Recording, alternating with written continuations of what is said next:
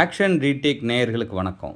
நம்ம இன்றைக்கி பார்க்க போகிற படம் 1985 ரிலீஸ் ஆன சூப்பர் ஸ்டார் ரஜினிகாந்த், அம்பிகா, சிவாஜி கணேசன், ஜெய்சங்கர், ஜனகராஜ் நடித்த படிக்காதவன் படங்க. இந்த படம் ஒரு ஹிந்தி படத்தோட ரீமேக்கு. இந்த படத்தோட கதைன்னு பார்த்தீங்கன்னா, இந்த படத்தில் டாக்ஸி டிரைவர் ராஜா தன் தம்பியை ரொம்ப கஷ்டப்பட்டு படிக்க வைப்பார். ஆனால் தம்பி எப்படியாவது குறுக்கு வழியிலே பணக்காரன் ஆகணும்னு தப்பான ஆளுங்களோட சேர்ந்து தப்பு பண்ண ஆரம்பிப்பார். ஆனால் ராஜா எப்பையும் சத்தியத்துக்கும் நேர்மைக்கும் பின்னாடி நிற்கணுங்கிறத உறுதியாக இருப்பார்.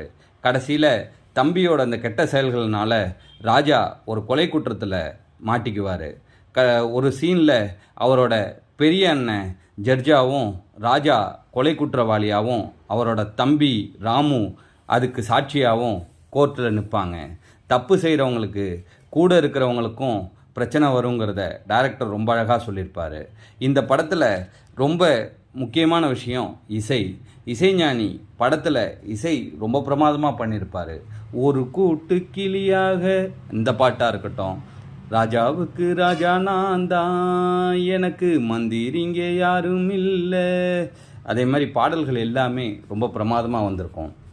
இந்த படத்தில் இன்னொரு முக்கியமான சீன், பாடல்களுக்கு பின்னாடி ஆர்ட் டைரக்டர் ரொம்ப பிரமாதமாக ஒர்க் பண்ணியிருப்பார்.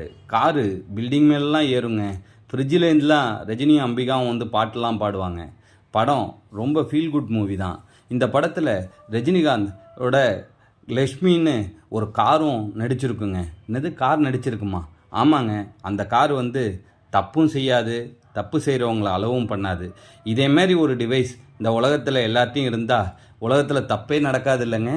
இதே மாதிரி படங்களை இனி வரும் காலங்களில் நம்மளோட ஆக்ஷன் ரீடேக் சேனலில் பார்ப்போம். நன்றி, வணக்கம்.